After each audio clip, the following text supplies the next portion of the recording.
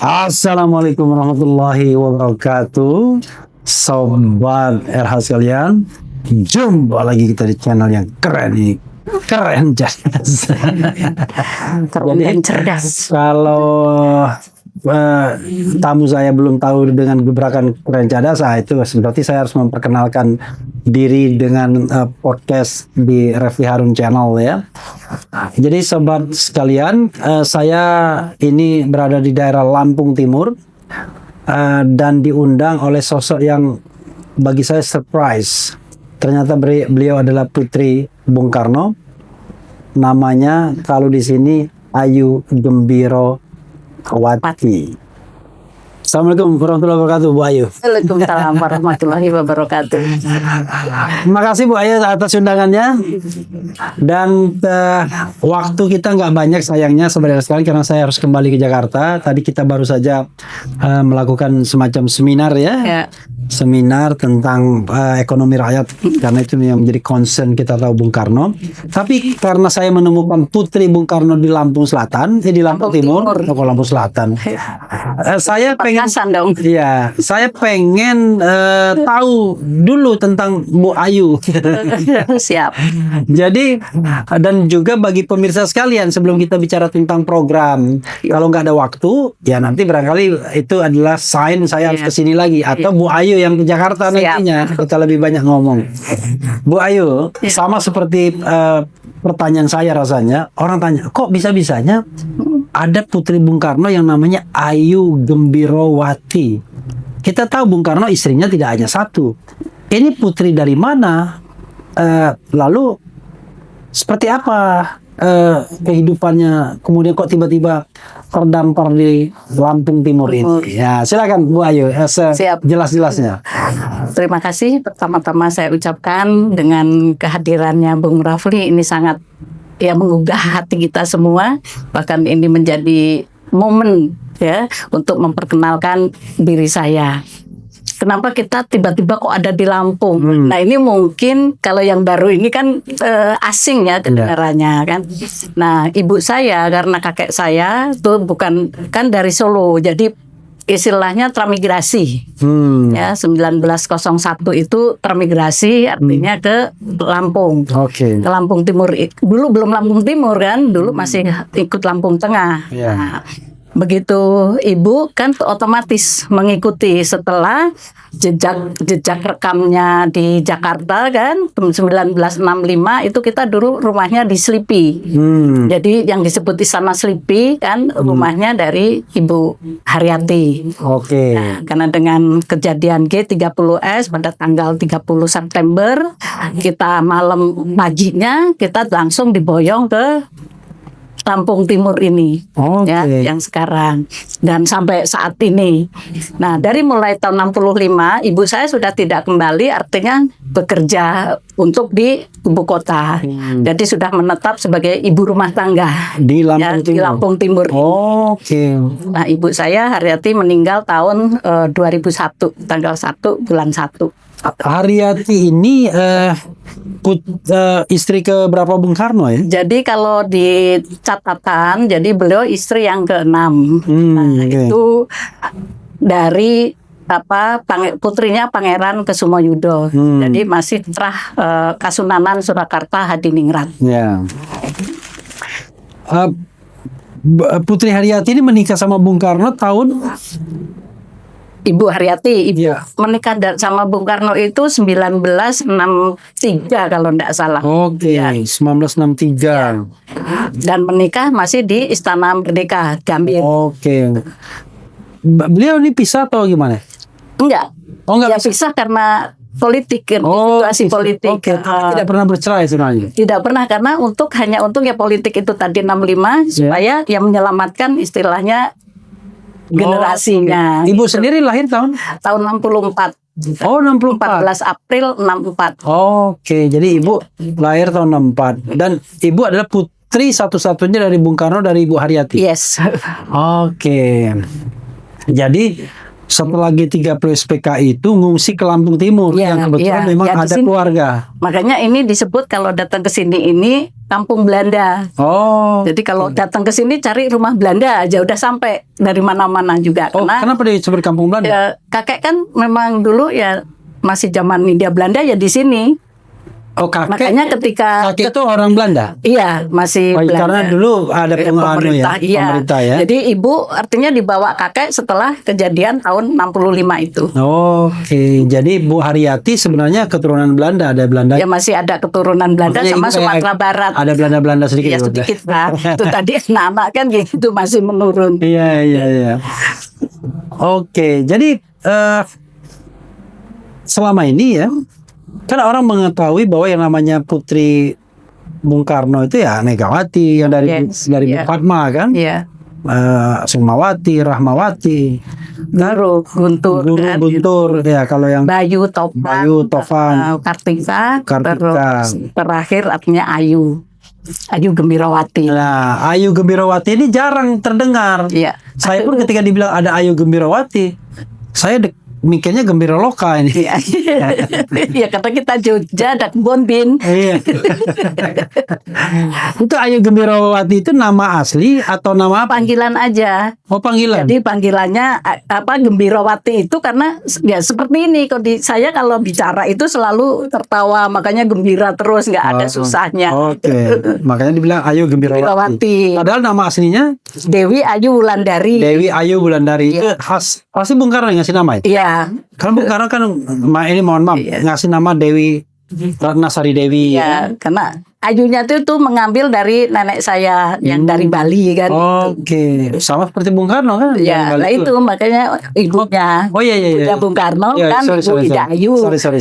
Betul. Jadi ya kan dari Bali ya. Iya. Iya. Jadi Ayu Gembirawati, Dewi Ayu Wulandari. Iya. Tapi di KTP katanya Francisca Sunarti. Karena kita di antara 11 anak-anak kan, ya artinya kita yang diberikan surat artinya pernyataan itu tadi. Ya. Prancis itu kan bahasa Inggrisnya kan hakim. Nah, Oke. Hakim ini kita kebetulan juga heritage itu kita dari marga hakim. Maksudnya hakim Jadi hakim ya kayak pengadilan itu. bukan. Jadi kita kakek saya kan Ya. Giacomo Hakim, dari Ya. Giacomo Hakim arti nenek saya ke Forbes kan, dari Forbes itu terus ke Andriani Hakim nama ibu saya. Oh, itu nama terah keluarga. Ya, Hakim. keluarga. Terus Lukman Hakim yang gubernur Bank Indonesia. Nah, salah satu juga direkturnya Javanese Bank kan, terus UBS, terus juga Gubernur Itu Bank Indonesia. nama dari terah ibu. Iya, Oke, hakim itu Prancis kan. Francis. Iya. I see. Jadi jadinya Francisca. Francisca. Nah, Sun itu kan cahaya, Sunar kan sinar, Iya, Sun iya. cahaya. Surya gitu. Sunarti. Ya, Tapi makanya ibu pakai di KTP namanya Francisca Sunarti. Sunarti, iya. Tapi orang taunya Ayu Gembiro. Ya kalau itu sudah nyambung gitu. Oh kalau ini wajah ini kan ini Ayu gitu loh. Banyak yang nggak mengenal karena cuman KTP aja yang ini yang banyak dikenal di publik artinya ya Ayu Gembirawati. Oke, tapi ibu sendiri kalau misalnya mengenalkan diri Ayu Gembirawati. Kita kalau mengenalkan diri ya semua katanya panggilan yang dari mana-mana itu kan ada panggilan Ayu, ada panggilan Siska kan gitu. Jadi repot makanya. Nah itulah nggak pernah muncul di publik kan. Yeah. Kita juga belum boleh artinya ya belum muncul di publik. Tapi setelah 2024 kemarin karena KAP MPR S nomor 33 itu kan menyatakan bahwa Bung Karno itu kan terlibat dari PKI. Lah maka dari itu kan kita mencari selamatnya ya. Jadi kita selamat begitu kita sudah sekarang ini ya barulah artinya yang semuanya ini sudah dikumpulkan ini menjadi sumber kan gitu. Gitu. Jadi dengan 2024 kemarin bahwa dinyatakan tidak dicabut. Nah dari situlah maka kita bukan kita takut gitu loh. Karena menghindari hal-hal salah paham itu kan repot ya. Iya. Gitu. Jadi ibu dari lahir sampai sekarang di sini tinggal? Enggak. kita pindah-pindah. Oh. Jadi kita kecil juga pernah di Istana Merdeka, Ya. gitu. Terus kita pernah di Jalan Teluk Betung, terus kita juga pernah di Purworejo, Jalan Purworejo, Menteng kan. Ya. Gitu. Nah kita juga pernah tinggal di Holland, Nederland juga pernah. Nah di Natar, di Bandar Lampung kan itu. Bahkan di Jawa Barat itu di Garut kita ada rumah di Sukawening juga. Waduh. Jadi udah keliling, artinya Jadi kita tinggal di sini Indonesia. menetap sejak tahun berapa? Di Ya, Lampung ini kita Timur. dari apa ya, darun berapa aja kita nggak tahu, dari kita belum punya anak sampai punya anak. Oh, jadi bolak-balik gimana? Ya, Keliling-keliling. ya, gitu. Tapi pada dasarnya ibu udah punya rumah di sini. Ya. Tapi pernah tinggal di Belanda, pernah tinggal Pernah, macam-macam iya. dan lain. Nah ini rumah warisan, istilah rumah warisan. Ini rumah warisan orang tua dari Ya, pihak ibu. dari pihak ya semuanya orang tua lah punya orang tinggal di sini, ya bapak ya ibu. Oke. Oh, Bung Karno juga ini juga. Iya di sini. Oke, I see. Dan menetap persis di sini yang nggak kemana-mana lagi. Iya, tahun berapa? ya, memang menetapnya kita 2023 kalau nggak salah. 2023 Itu nggak kemana-mana. nggak Ya, kemana-mana lagi, ya, udah nggak. tetap di sini. Ya, tapi tetap kita kalau pas dipanggil gitu namanya panggilan. Iya. Di Belanda? Di Belanda gimana? Kita udah semenjak tahun 90-an itu Ya. kita nggak. Nah dari tahun 70 waktu Ratu Juliana itu datang ke Indonesia, Ya. dia kan menyerahkan itu daun lontar itu ada di sini juga barangnya, Ya. yang diserahkan ke ibu saya waktu Ratu Juliana datang ke sini. Ke Lampung Timur. Ke Lampung Timur ya, ke sini ke Lampung Oke. Timur ini gitu. Waktu suaminya ke Bali kan beliau terus datangin ibu saya. Oke. Lalu sekarang rumah di Belanda ada? Masih ada. Masih ada? Iya. Masih ada. Sebagai rumah Bung Karno? Iya, rumah keluarga ibu. Oh, keluarga ibu? Ya keluarga ibu semua Yang banyak ninggalin Belanda. siapa?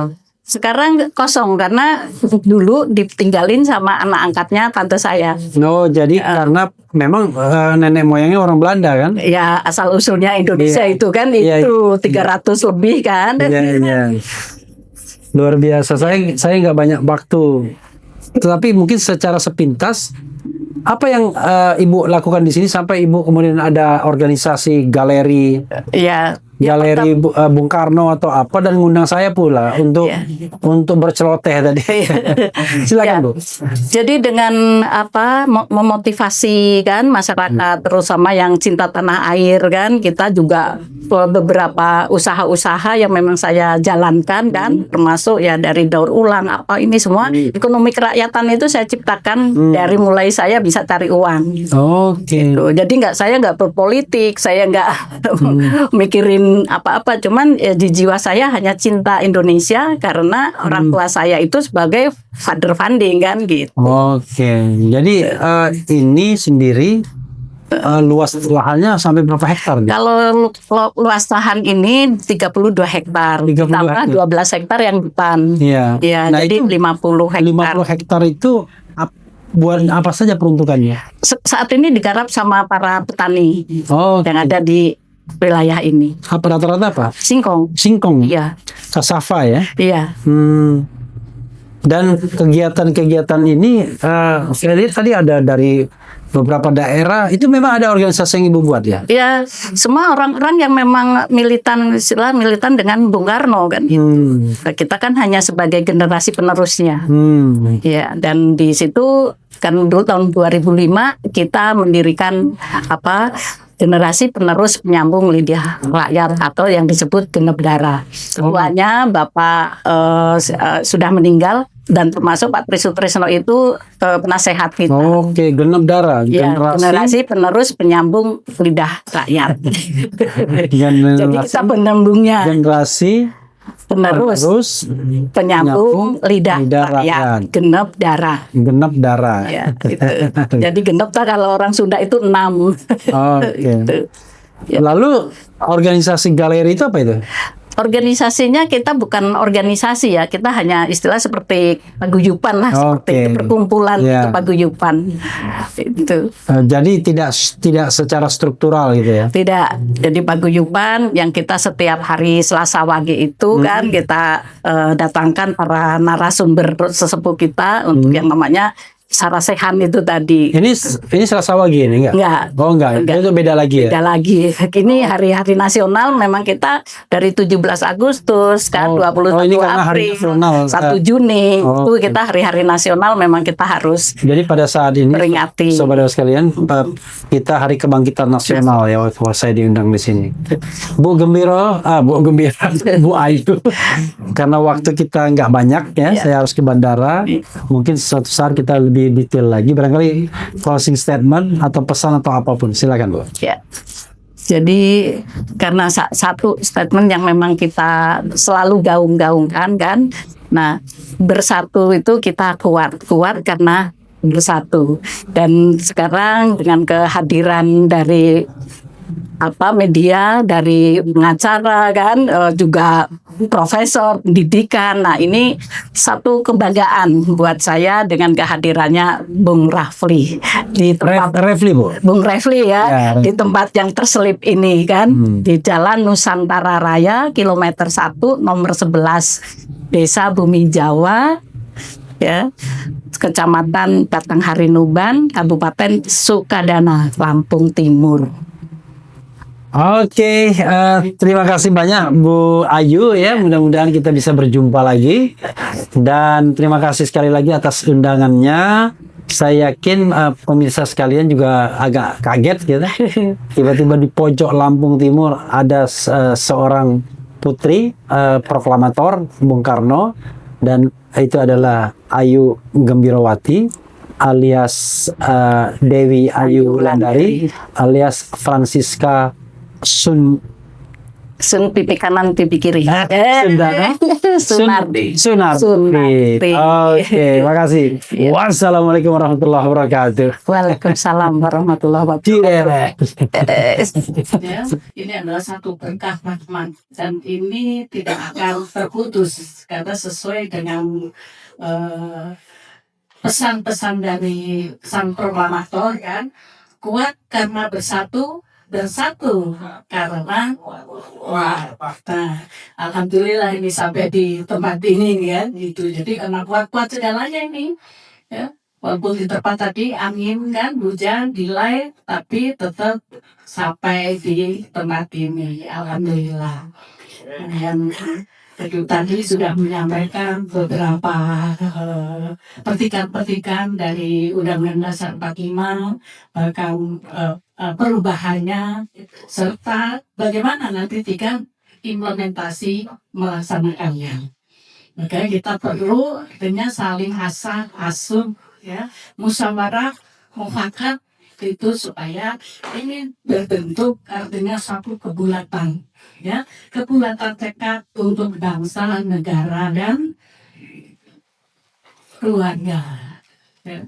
Nah juga terima kasih banyak kepada sang penggagas ekonomi kerakyatan Bapak Hendra John. Saya panggil Bapak kayaknya masih muda banget dia. Iya, bukan karena kalau beliau itu kan Rakayo. Jadi Rakayo yang ini Sultan ya, jadi wali Nagari ya. Baik, jadi sampai saat ini tadi malam juga sudah bersama-sama kita sudah ngobrol banyak ya tentang sekarang ini kita harus sama-sama ya. Yang tinggi juga kita harus sejajar dengan yang rendah, yang rendah juga kita harus sejajar dengan yang tinggi. Karena itulah nasihat orang tua kita. Yang tua itu menghormati, mengasihi yang muda, dan yang muda itu menghormati yang tua. Hormati para guru-guru. Sekarang Bapak Rafli ini juga guru ketatanegaraan kan. Nah, seorang guru ini ya harus ditunggu dan ditiru. Dan alhamdulillah saya hanya menanggapi tadi tentang 11 Maret ya, dari pernyataan tadi dari Bung Rafli. 11 Maret itu sebenarnya ada atau tidak, dan 11 Maret itu ada apa. Maka di buku kita artinya Bung Karno Penyambung Lidah Rakyat, ini semua ada. di sini. Nah, mungkin biar sedikit, artinya ini calon wali desa ini paham 11 Maret itu untuk kudeta atau untuk apa atau untuk dan lain-lainnya, dan saya minta moderator untuk membacakannya. Baik, saya sampaikan surat perintah 11 Maret dari buku yang berjudul Bung Karno Penyambung Lidah Rakyat Indonesia. Catat tuh bukunya. Tadi narasumber sudah menyampaikan tentang banyaknya asumsi persepsi. Mudah-mudahan pada hari ini melalui Kutri Proklamator kita mendapat suatu penjelasan yang konkret berdasarkan saksi sejarah dan tulisan beliau. Surat perintah 11 Maret itu mula-mula dan memang sejurus waktu membuat mereka bertepi sorak-sorai kesenangan. Dikiranya surat perintah 11 Maret adalah salah satu penyerahan pemerintahan. Dikiranya surat perintah 11 Maret itu satu transfer of authority. Padahal tidak. Surat perintah 11 Maret adalah satu perintah pengamanan jalannya pemerintahan. Pengamanan jalannya any pemerintahan. Demikian kataku pada waktu melantik kabinet. Kecuali itu juga perintah pengamanan keselamatan pribadi presiden. Perintah pengamanan wibawa presiden. Perintah pengamanan ajaran presiden. Perintah pengamanan beberapa hal. Pidato ini disampaikan oleh Bung Karno pada HUT RI tahun 1966 dan selanjutnya ini yang ada dikutip di dalam buku tentang apa yang sebenarnya sumber kita, substansi daripada surat perintah 11 Maret. Yang sudah kita ladin juga kan, tapi ini harus kita ingat-ingat. Ya, jadi bukan kekuasaan, tetapi pemerintah untuk menertibkan pemerintahan Republik Indonesia ini kepada presiden yang kedua. Nah, selanjutnya, kenapa ini ada komunitas Galeri Bung Karno? Dari mana saja sih asalnya komunitas ini di Galeri Bung Karno? Ya, sumber daya manusia ini berasal dari ada petani, ada nelayan, ada buruh, kan? Dan juga ada yang namanya TNI, Polri, baik itu yang sudah purna maupun yang sekarang juga masih aktif. Ini semua ada di Galeri Bung Karno. Itu pun ada surat dari Bung Karno. Makanya TNI, Polri, dan lain-lain tidak boleh berpolitik dan sebagainya. Ini di buku ini juga tertulis, namun panjang lebar nanti kalau dijabarkan. Nah, sekarang juga saya akan menjawab tentang perubahan ya dari Undang-Undang Dasar 1945 yang tadi disampaikan oleh narasumber kita juga. Nah, sebenarnya ini bukan Indonesia baru, tetapi ini baru Indonesia. Ini yang benar.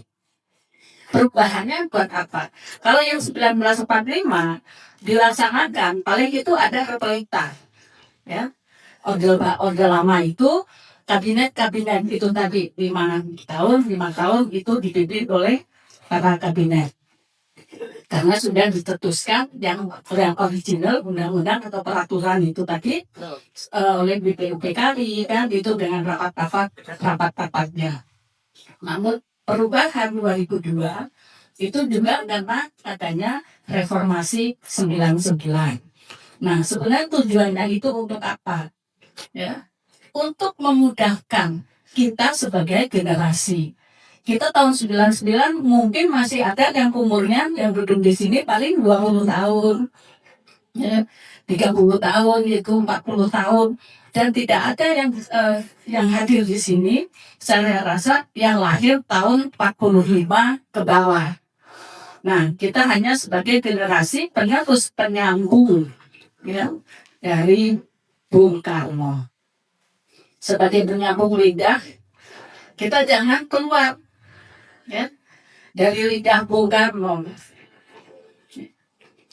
Tetap orinya itu tetap kembali ke Undang-Undang Dasar 45 yang memang pelaksanaannya yang di perubahannya. Itu penegalan, ada penjelasan ini semua. Tapi yang intinya, karena kita ini judulnya Bangkit Mengukir Profit. Ya. Dengan Undang-Undang Dasar 1945, pasal 23, ya, itu hal keuangan.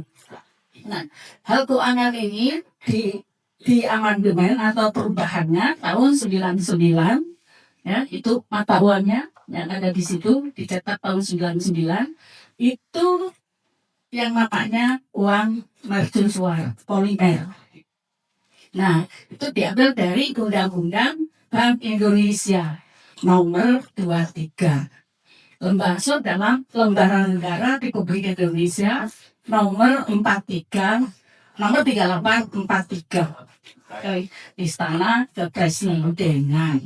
Jadi itu dari kertas ke polimer, dari polimer dan kembali ke sekarang ke kertas lagi.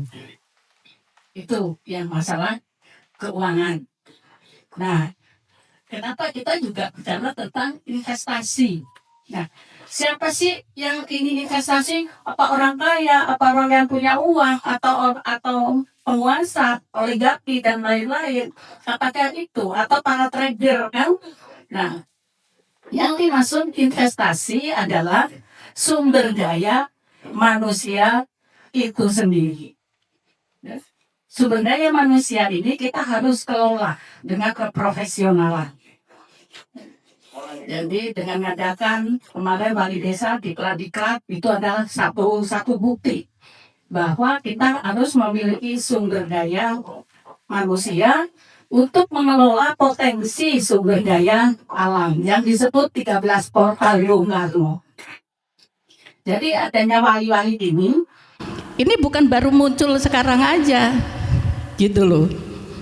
Karena wali desa ini sudah dikawal ya, dan diketahui oleh DPR, MPR, Mahkamah Konstitusi, bahkan Dewan Keamanan PBB, tim Task Force Indonesia. Ya. Dan saya sebagai sumber daya manusianya, makanya menuju untuk Indonesia emas. Emasnya itu bukan emas gold yang kita pakai ini, itu singkatan. Ekonomi masyarakat sejahtera. Jadi bukan nunggu tahun 45. Kalau kita bicara tahun 45, nggak mungkin gitu loh. Ya, karena apa? Dulu aja saya ya 60-an, kan saya tinggal di bumi Jawa ini. Rumah tuh masih gubuk semua ini bumi Jawa, belum pada punya rumah yang batu bata. Ya, nggak di bumi Jawa aja, seluruh transmigrasi wilayah Lampung Timur, Purbolinggo, Jepara itu belum punya rumah yang istilahnya permanen seperti sekarang. Tuh, makanya bagaimana kontrak politiknya Soekarno dalam perjanjian Yunan Agreement tahun 1957 termasuk dengan Inggris kan, itu dengan itu salah satunya itu rumah rakyat harus dibangun. Ya, lingkungan hidup harus dijaga. Saya ada ininya semua, ya. Terus ekonomi juga harus cukup. Itu didukung oleh siapa? Jadi Presiden Soekarno, Presiden Rusia, ya, Presiden Amerika dan Presiden Cina Mao Zedong. Itu yang mendukung daripada Yunan Agreement. Nah, bagaimana sekarang kita untuk menciptakan itu? Rumah rakyat harus dibangun. Saya tahun 90-an, 80-an, saya yang punya pemikiran itu tentang Balpatarum. Jadi perumahan yang memang cuman RSS. Ini untuk siapa? Ini untuk para buruh. Ya. Buruh-buruh ini ya terdiri dari PNS, TNI, Polri, ini buruhnya negara. Hampir 10.000 di Lampung saya bangun perumahan itu. Tahun 99 ya. Ini karena yaitu tadi kayak sekarang kan mulai dolar 17.000, ini rupiah anjlok dan lain-lain kan. akhirnya dari harga 6.600.000 menjadi 25 juta. Nah, dengan angka yang seperti itu, kita kan nggak mungkin mau melanjutkan. Sementara bahan-bahan baku sudah melonjak, akhirnya saya stop dan saya serahkan ke bank daerah, itu Bank Lampung, untuk mengelola Balpatarum ini, perumahan-perumahan kecil RSS. Nah, baru muncul rumah-rumah seperti yang mewah-mewah, tipe 45 lah, inilah itu kan gitu, yang disponsori sama ya grup kapitalis itu tadi. Termasuk ada Kesumarekon, termasuk ada untuk jenis perumahan lah itu semua, Citra Garden dan lain-lainnya, Ciputra. Nah, itu semua kita hentikan sampai hari ini, artinya kita tidak bergerak. Karena apa? Ya tidak sesuai dengan perjanjian-perjanjian itu tadi negara kan. Kalau kamu mau punya negara, no, katanya dari Belanda, kamu harus punya wilayah, kamu harus punya rakyat, kamu harus punya pemerintah. Apakah kamu sudah siap? Itu perencanaan dari Abedanonya Belanda. Ya, apa jawab Bung Karno? Saya siap dengan wilayah dari Sabang sampai Merauke, 17.329 pulau. Nah, apakah kamu siap mempersatukan? Ya, sementara sandi-sandi itu sudah dipatahkan oleh VOC, Hindia Belanda dan Jepang kan, itu sandi-sandinya sudah hancur. Apa kamu siap? Saya punya Pancasila. Ya. Jadi jawabnya hanya saya punya Pancasila sampai menjadi kristalisasi untuk negara Indonesia yang kita cintai saat ini. Nah, kok punya Pancasila? Pancasila itu apa? Jadi dengan simbol-simbol 1, 2, 3, 4, 5 kan. Yang pertama adalah bintang. Ya. Bintang itu berbunyi ketuhanan yang Maha Esa. Ya. Yang kedua, yang kelima dibuat sama Bapak itu padi dan kapas. Kenapa dibuat padi dan kapas? Kan gitu, sila kelima. Keadilan sosial ya bagi seluruh bangsa rakyat Indonesia. Nah, sekarang Indonesia ini sudah bangsa atau masih rakyat? Bangsa atau rakyat? Nah, sekarang kita sudah mengakui bahwa kita adalah sebagai bangsa Indonesia, makanya harus di sila yang kelima. Nah, sila 1 dan 5 itu ketuhanan yang Maha Esa dengan keadilan. Berarti yang adil siapa? Yang adil sila pertama tuh. Jadi yang adil adalah Tuhan. Kalau kita punya Tuhan kan, lah kita nggak perlu kita dengan saya miskin, saya nggak punya, saya bodoh, saya ini dan lain-lainnya, karena itu berarti orang yang tidak punya Tuhan. Pencerahan kita setiap saat, kalian orang bodoh kanggo kan gitu. Nah, bodoh itu bukan berarti goblok, nggak punya pendidikan ya. Ini kita bahasa keuangan. Bodoh, B-nya itu bank, O-nya itu operasional, D-nya itu dana, O-nya itu obligasi. Jadi kalau kita punya bodoh kan, nah ini Bank Sentral Soekarno. Ya, jadi kita punya bodoh itu tadi. Jadi punya bank operasional yang mengoperasionalkan keuangan negara, SBN adalah Bank Sentral. Ya. Nah, Bank Sentral ini asalnya dari mana? Kalau Bank Sentral Indonesia ini asalnya dari Javanese Bank ya. Javanese Bank itu didirikan pada tahun 1828 sampai 1952, terus di merger ya, diakuisisi oleh Bank Indonesia. Nah, itu Bank Indonesia baru mengeluarkan suku bunga kan, nah SUN itu. Nah, jadi Bank Indonesia sekarang ini tidak ada hak untuk mengeluarkan kan atau mencetak tanpa yang namanya surat berharga negara. Dan sekarang saya mau tanya, yang punya surat berharga negara ini siapa? Pemerintah, wilayah, atau rakyat? Ya. Jadi yang punya surat berharga adalah bangsa Indonesia.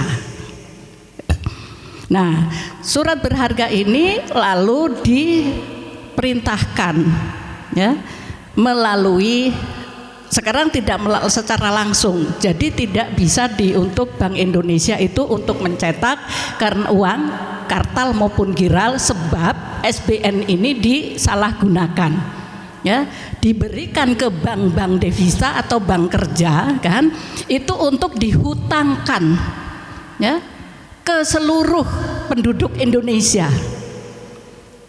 baik utang yang 10 juta ke bawah maupun 10 juta ke atas. Ini bunyinya bukan untuk modal rakyat, tapi ini hutang rakyat Indonesia.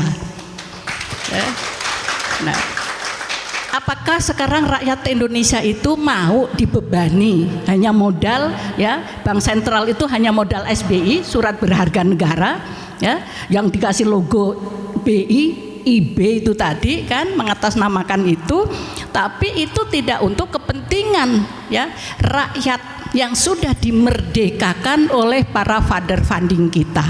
17 Agustus 1945. Hukum pemilu itu, saya bicara teknis saja ya. Hukum pemilu itu ada step by stepnya. Saya kasih contoh begini. Waktu saya jadi lawyer salah satu calon di Mahkamah Konstitusi, kita tidak tahu tuh ada masalah dengan ijazah Gibran. Belakangan kita baru tahu bahwa ternyata dia tidak punya ijazah SMA. Yang ada adalah penyetaraan yang sebenarnya tidak bisa dikatakan ijazah SMA. Dia dibilang kelas 12 UTS itu sederajat kemampuannya. Itu bukan ijazah. Nah, apakah kemudian sah kemenangannya? Secara hukum pemilu sah karena sudah diputuskan MK, makanya babak pemilunya selesai, tutup. Nah, kalau mau dipermasalahkan bukan babak pemilu lagi tapi babak pemakzulan, babak impeachment. Jadi kalau sekarang orang mempermasalahkan ijazah Gibran, tidak ada kaitannya lagi dengan KPU atau Mahkamah Konstitusi dalam soal pemilunya. Iya. Saya ingin memberikan gambaran bahwa kalau sudah selesai satu step, menurut hukum pemilu sudah selesai. Jadi nggak bisa lagi dipermasalahkan. Ini ada teman kemarin mempermasalahkan agar KPU membatalkan penetapan calon ke Petun. Kalau Petun nggak bisa, udah lewat. Walaupun secara substantif barangkali benar. Karena itu yang kita permasalahkan adalah rezim lainnya. Kalau saya kasih contoh, ini rezim pemilu selesai. Nah sekarang rezim pemakzulan, belum selesai. Jadi kalau misalnya dianggap tidak memenuhi syarat, ya kita bisa bicara rezim pemakzulan. Sama seperti orang mengatakan begini, kalau bapak-bapak tahu pada tahun 2004 atau 2009 ya, 2009 kalau tidak salah, itu pencalonan pasangan lain itu nggak sah sebenarnya. Bahkan termasuk pencalonan SBY kalau kita bicara tentang hukum pemilunya. Kenapa? Karena pada waktu itu yang namanya suara dan kursi itu belum ditetapkan, belum selesai. MK-nya belum selesai, tapi sudah pendaftaran calon. Nah itu kan sebenarnya kan padahal pendaftaran calon didasarkan pada suara dan kursi yang sah. Sementara kursi belum ditetapkan karena masih ada sidang sengketa di Mahkamah Konstitusi. Tapi karena pada waktu itu dianggap selesai dan tidak dikomplain ke MK lagi, ya sudah dianggap selesai. Sama seperti masa pemerintahan Habibie. Masa pemerintahan Habibie itu harusnya sampai 2003 karena dia menggantikan Pak Harto tahun 1998. Harusnya sampai 2003 kan, habis masa waktunya. Tapi ada konsensus pada waktu itu untuk mempercepat pemilu. Habibie kemudian digantikan oleh Gus Dur. Jadi banyak hal-hal yang sebenarnya secara formal tidak sah, tapi karena dua hal, konsensus dan lampaunya waktu, menjadi sah atau menjadi tidak digubris atau tidak dipermasalahkan kembali. Jadi maksud saya begini, daripada kita mempermasalahkan hal yang lalu-lalu, habis energi kita, ya sudah kita ke depan saja. Kalau konteksnya pemilu 2029, ya jaga pemilu 2029-nya lebih baik, lebih jujur dan lebih adil, gitu ya. Oke, makasih.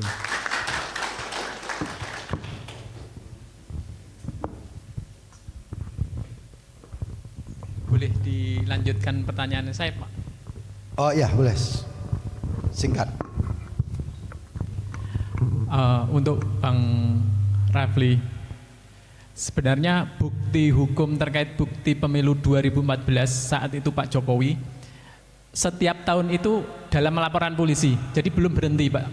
Ada bukti-bukti yang dikumpulkan, bentuknya jurisprudensi, dan setiap tahun ada laporan ke polisi, laporan KPU, laporan KPPS, laporan terkait Polri.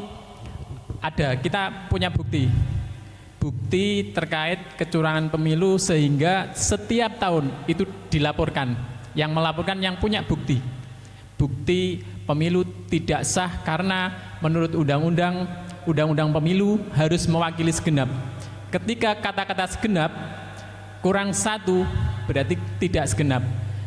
Maksudnya saya, ketika dalam laporan polisi setiap tahun dilaporkan, masih bisa nggak dipakai untuk memberhentikan yang pemerintah yang konstitusional menjadi inkonstitusional, begitu Pak? Sebentar, saya ini harus klarifikasi bahwa ada bilang pesawat pulang saya 17.50. Ternyata setelah check in jadi pukul 19. Nah, tepuk tangan dulu.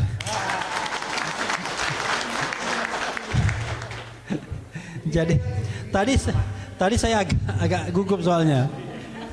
Oke, ya. Alhamdulillah kuasa Tuhan. Oh, jadi berangkat 19. Oke. Saya charter pesawatnya tadi. Jadi begini. Ini saya belajar teknis ya jawabnya ya. Kalau semangat, bilang pemilu kemarin curang, karena itu kita berontak aja kan, nggak mungkin kan, ya kan. Jadi saya kasih contoh lagi. Bahkan kalau ijazah itu terbukti palsu, ya pemilunya tetap sah, presidennya tetap sah. Karena kalau presidennya tidak sah, maka semua keputusan presiden batal semua. Padahal selama 10 tahun itu tidak hanya keputusan yang buruk, keputusan yang baik juga ada. Jangan-jangan bapak-bapak dapat SK dari presiden semua, jangan-jangan ada beberapa SK, ya kan? Batal semua, suruh balikin tuh uangnya kan. Jadi prinsip hukum itu tidak berlaku surut, berlaku ke depan. Jadi kalau misalnya ada laporan-laporan kecurangan pidana, kita akan lihat karena rezim pemilunya sudah berakhir, maka dia pakai rezim pidana umum. Misalnya terkait dengan pemalsuan dokumen misalnya ya, maka ya pakai pasal KUHP tentang pemalsuan dokumen. Jadi dia dihukum secara pidana kalau seandainya dilakukan penyidikan oleh pihak yang berwajib, masuk pengadilan. Tapi tidak ada kaitannya dengan pemilu, keabsahan pemilu tetap sah. Jadi kalau kita bicara tentang legitimasi ini, ada yang namanya legitimasi formal, ada yang namanya legitimasi moral. Secara moral salah, tetapi secara formal menang.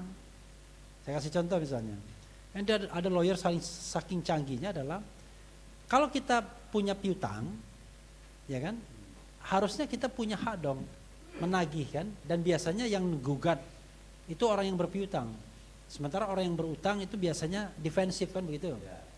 Ini ada lawyer saking canggihnya, dia kliennya berutang, dia gugat orang yang ngasih piutang, terbalik, iya, dia ngutang. Lalu dia lebih galak daripada orang yang ngasih utang, yang ngasih pinjaman, biar nggak bingung. Digugat sama dia. Perjanjian utang piutang kita itu tidak bertentangan dengan hukum, batal demi hukum. Digugat, menang dia.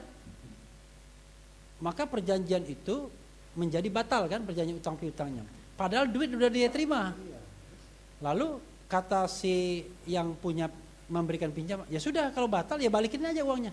Mana dasarnya katanya. Kan perjanjiannya sudah batal. Nah itu legitimasi formal. Secara moral dia tahu dia nggak benar, tapi secara formal nggak bisa dia papain. Kan utang piutang itu diwadahi oleh perjanjian. Perjanjiannya sudah batal. Lalu Anda mau nagih pakai apa?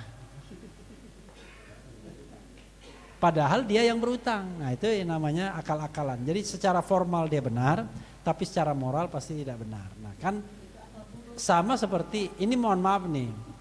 Ada nggak yang berani menjamin di sini bahwa pemerintahan Pilpres kemarin itu tidak curang?